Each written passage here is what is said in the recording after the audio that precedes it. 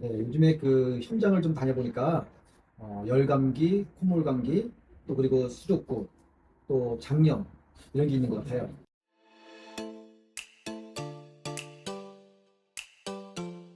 그래요. 요즘에 새학기를 맞이해서 부모님들, 자녀님들, 선생님들 모두 다 참 설레이기도 하지만 또 걱정 반, 두려움 반인 것도 같습니다.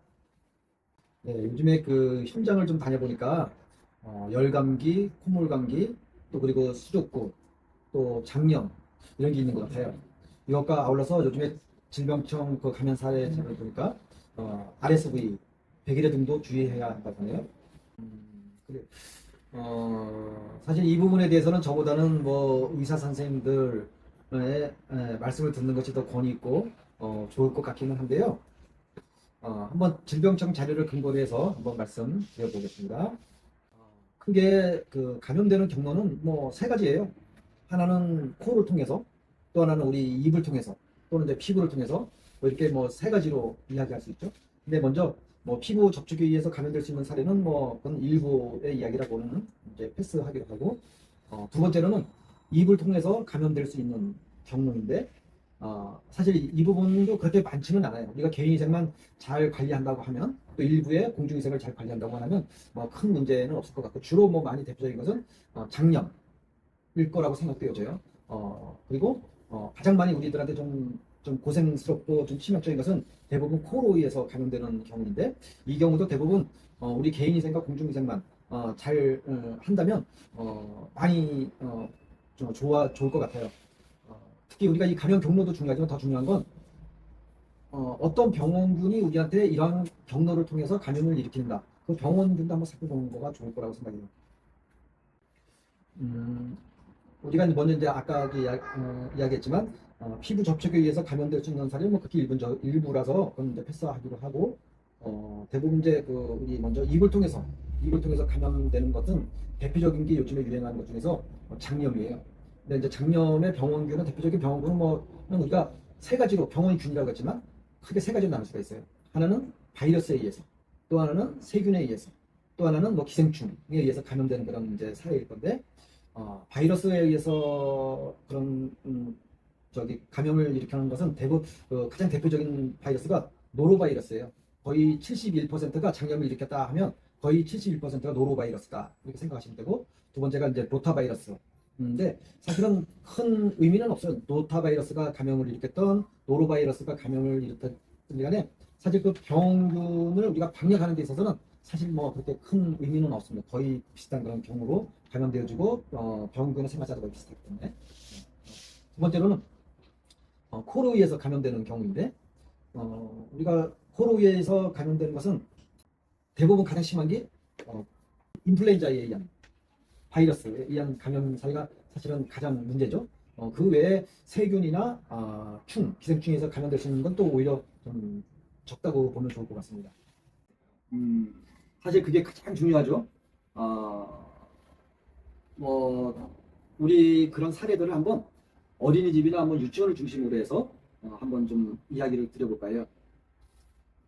우리가 이제 아까 말했다시피 그 피부 접촉에 의한 것은 이제 패스하기로 하고, 한번 더 코로 아니 저 입에 의해서 그런 감염증을 일으키는 그런 내용들에 대해서 예방법이나 방역법에 대해서 한번 말씀드려볼게요. 먼저 입에 의해서 감염을 일으킬 수 있는 가장 많은 감염증은 거의 장염이죠. 장염이고, 그리고 식중독 뭐 이럴 거예요. 근데 그 대표적인 균은 바이러스일 수도 있고 세균일 수도 있고 기생충일 수도 있다고 했잖아요. 그 중에서 가장 많이 일으키는 것이 노로바이러스라고 했죠. 노로바이러스가 거의 장염이 일으켰다면 거의 71%가 거의 노로바이러스에 의해서 장염이 발생했다. 이 정도니까 거의 노로바이러스가 거의 장염을 일으킨다 이렇게 생각하면 될 거예요. 이 부분은 조금 이따 설명하기로 하고, 우리 또 한 가지 식중독인데, 이 식중독과 관련되어진 것은 아주 잘 관리가 되어져 있어요. 가보니까 우리 아이들에게 공급되어지는 재료, 부재료, 원재료 이런 것들은 냉장고에서 아주 적정한 온도에서 잘 관리되어져 있고, 또 냉동실에서도 아주 잘 관리가 되어져 있어요. 그리고 그런 각종 조리 기구들도 색깔별로 다 나눠서 육류용, 채소용 이렇게 다 해서 식기, 도마, 칼뿐만 아니라 앞치마, 장갑까지도 이렇게 구분해서 아주 잘 관리가 되어지고 있었어요. 그래서 이렇게만 뭐 공중위생이 잘 관리되어진다고 하면 식중독에 의한 사고는 거의 없을 것 같아요.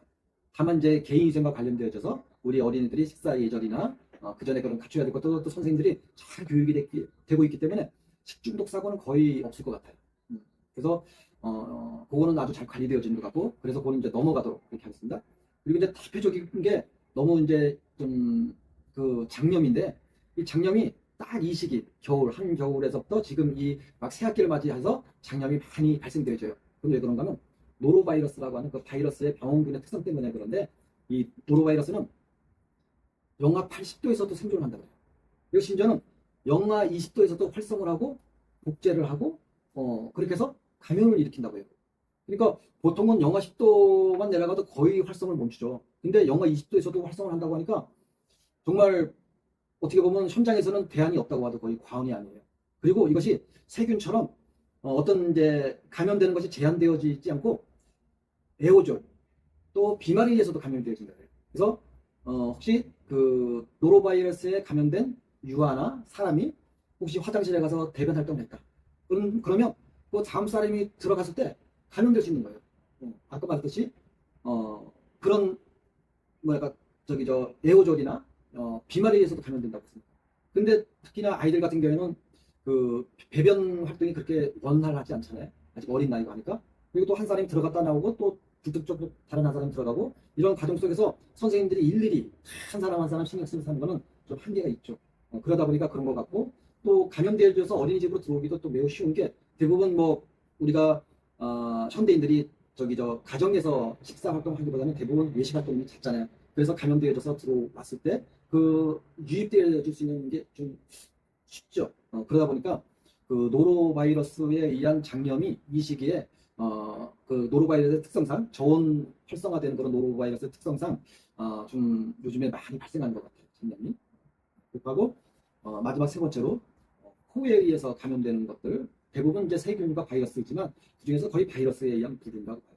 그래서 대표적인 게 이제 콧물, 이제 감기, 인플루엔자에 의한 독감 또는 이제 감기, 그런 것들이 콧물 감기, 열 감기 뭐 이런 것들을 또 발생시키죠. 그래서 우리 이 예방과 방역은 사실은 코로 들어오는 거나 입으로 들어오는 감염 경로나 사실은 예방 방역 활동은 거의 똑같아요. 이것을 우리가 방역을 개인위생과 공중위생으로 좀 나누어서 구분해서 관리할 때 효과적일 수 있어요. 먼저 우리 개인위생과 관련되어져서 먼저 말씀드려보면 이 여기에 바이러스나 세균이 아무리 많다 한다 하더라도 이 내 손에 의해서 내 호흡기나 입으로 가져오지만 않으면 감염될 일은 사실 없어요. 아까 기구류 있다 그랬잖아요. 기구류는 잘 관리되어지고 있기 때문에 내 손 관리만 잘 되어지고 있다고 하면 깨끗하고 세균과 바이러스가 묻어있지 않는 이 손이 내 호흡기나 입으로만 들어오지 않으면 거의 감염될 일은 없다고 보면 돼요. 그리고 그게 사실 최선이에요. 그 나머지는 뭐냐, 다 공중위생 쪽에서 관리를 해줘야 되는 그런 부분이라고 할 수 있죠.